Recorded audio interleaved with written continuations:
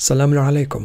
نحن البشر لدينا ميل للحكم على معتقدات وممارسات الديانات الأخرى بأنها خاطئة، حتى عندما نمتلك نفس نطاق الضعف. بينما كنت أقرأ الكتاب الجميل في قلب أنثى عبرية لدكتورة خولة حمدي عن قصة العائلات اليهودية التي تعيش في تونس واللبنان، وجدت نفسي مذعورا في قلة معرفتنا بدين القرآن، أي الإسلام الحقيقي، بدلا من دين السلف والكتب الوضعية. في اللغة الإنجليزية نقول: عندما تشير بإصبعك إلى شخص ما فإن 3 من أصابعك تشير إليك. عند حوالي 23% في الكتاب أمامنا مشهد رائع بين ندى وأحمد. ندى فتاة يهودية تعيش في عائلة من الطبقة المتوسطة في لبنان، وأحمد طالب هندسة يقاتل سرا الجيش الإسرائيلي ضمن المقاومة اللبنانية. الملاحظة الأولى: حتى قبل أن نبدأ المشهد تفترض المؤلفة خطأ كبيرا أن هناك انقساما بين ندى وأحمد. أحمد فقط هو مسلم، لأنه يقول الشهادتين، وبالتالي هو فقط مسلم، جزء من الجماعة الفائزة المذكورة في القرآن. هذا الافتراض خاطئ. لماذا أقول هذا؟ لأن الله قال في كتابه: بلى من أسلم وجهه لله وهو محسن فله أجره عند ربه ولا خوف عليهم ولا هم يحزنون. يعني المسلم، مسلم القرآن، هو شخص مسالم من يسلم للقوانين الله.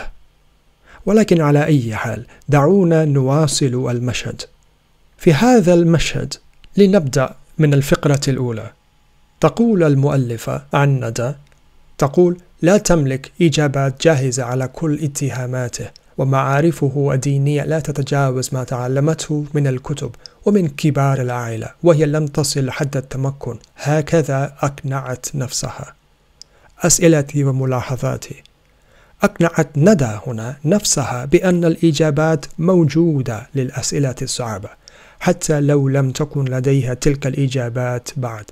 كم منا يشعر بنفس الشعور عندما يسمع الأكاذيب على الله وعلى النبي محمد، مثل زواجه من فتاة عمرها 9 سنوات، أو زواجه من زوجة ابنه زينب، أو ممارسة الجنس مع الجواري.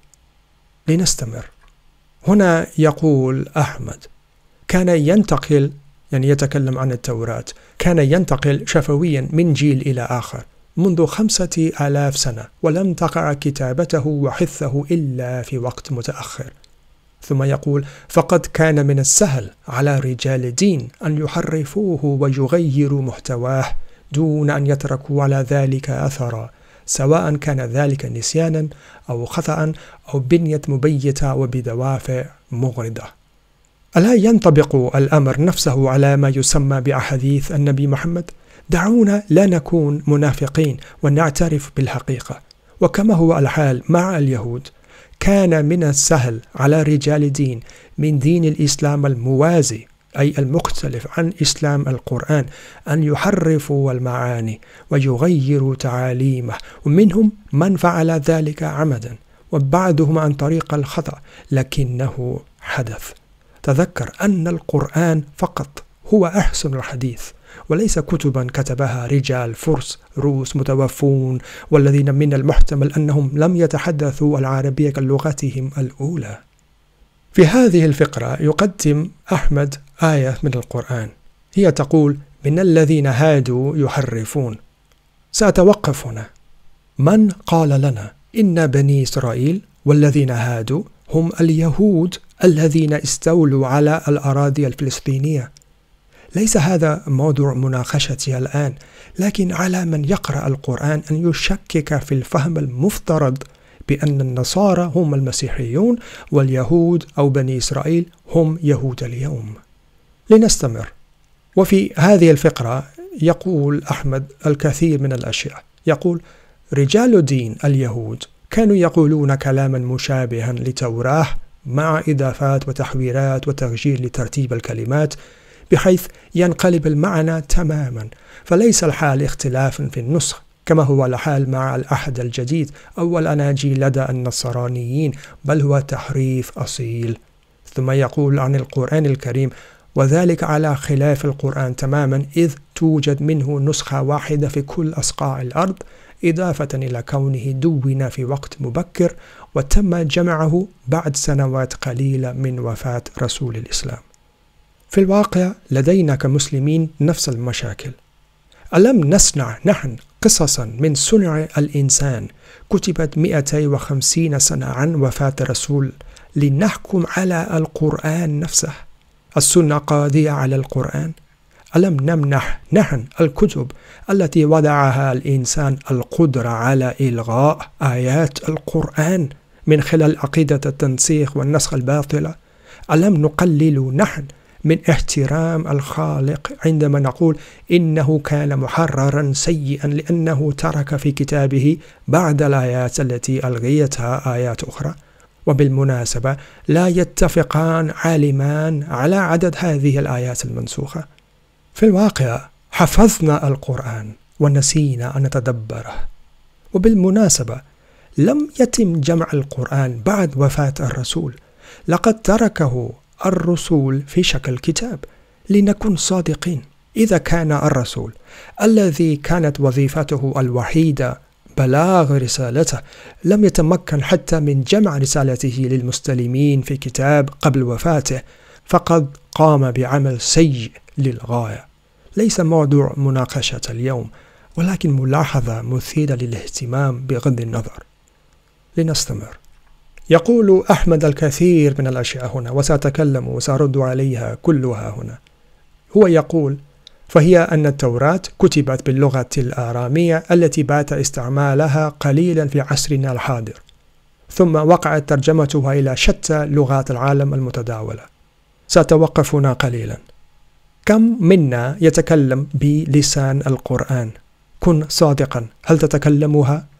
إذا كانت اللغة المصرية هي نفس اللغة العربية في القرآن لأن بها تشابها لنقول بنسبة 80%، فإن الأمر كذلك بالنسبة للغة الأردية والفارسية أيضا، لوجود تشابه في الكلمات والمصطلحات بنسبة لنقول 50%. وبالمناسبة حتى عندما نستخدم مصطلحات القرآن هل نستخدمها كما أرادها القرآن؟ أقول أننا لا نفعل ذلك. على سبيل المثال، مسلم القرآن ليس من يشهد بشهادتين، وصلاة القرآن ليست عبادة اخترعها الكهنة، والجهاد ليس شن حروب، والرجال ليس مجرد ذكور، والنساء ليس فقط إناث، والقائمة تطول.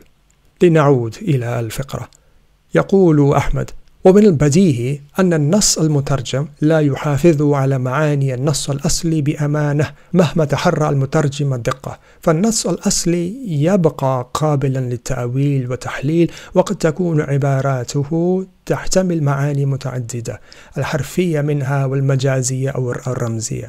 لكن النص المترجم يصبح جامدا لأن المترجم يسبغ عليه رؤيته وتأويله، فيختار من المعاني المتعددة المعنى الأقرب إلى فهمه أو إلى مآربه الخاصة، أو ما يناسب الظروف السياسية والاجتماعية للفترة الزمانية.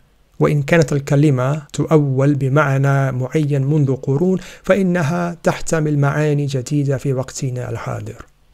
ثم يقول: أما القرآن فهو موجود بنسخته الأصلية باللغة العربية التي لا تزال متداولة ومفهومة جيدة إلى يومنا هذا.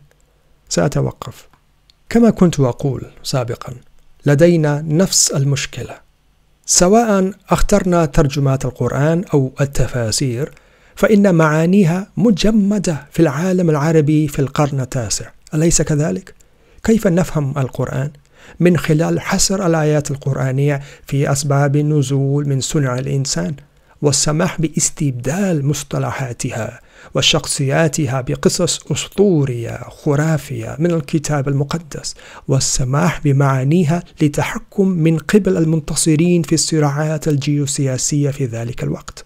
والأسوأ من ذلك أننا نستمر في قراءة الآيات مثل الأطفال، ولا نأخذ إلا معانيها السطحية فقط، وكأن الله يجب أن يخبر البشرية إلى آخر الزمان كيف يغسلون أيديهم بعد الذهاب إلى المرحاض. ما الفرق بيننا وبين هؤلاء اليهود؟ ما الفرق بيننا؟ كيف نلوم الآخرين ونحن كذلك؟ لنستمر. يقول أحمد إضافة إلى ذلك: فإن العهد القديم لا يحتوي على التوراة وحدها وهي الكتاب المقدس الذي نزل على موسى عليه السلام، بل يضمون إليه أجزاء أخرى. فالعهد القديم أو التناخ يحتوي إضافة إلى التوراة التي تمثل الأسفار أو الكتب الخمسة الأولى المسمى بأسفار موسى على 21 سفرا إضافيا لا تعد أن تكون سوى مؤلفات تاريخية كتبت بأيدي البشر وتعتبر مكملة للتوراة. سأتوقف هنا. هل نحن حقا أفضل منهم بكثير؟ كما كان من قبل، أليس لدينا كتبنا الخاصة عن التاريخ المقدس والتي يجب أن نقرأها لفهم القرآن؟ وقبل أن ننسى، نحتاج إلى كتب لفهم هذه الكتب قبل حتى أن نتمكن من محاولة فهم القرآن. الكتب التي كتبت بأيدي الرجال والتي تعتبر الآن مقدسة بما يكفي لإلغاء كلام الله، أستغفر الله. وفي هذه الفقرة الأخيرة تقول المؤلفة: لم يكن يغيب عن أحمد أن جميع الحاضرين من اليهود هم إناث، بمعنى أن أي منهن لم تمسك الكتاب المقدس بين يديها يوما بسبب نظرية النجاسة الأبدية للمرأة عند اليهود، إنما اكتفينا في تعليمهن بنصوص محددة تتناول في دروس دينية. لذلك فإن حججه كانت تبقيهن مصدومات في أغلب الأحيان أو ممتعدات في أحوانها. هل نحن كمسلمون حقا أفضل منهم بكثير؟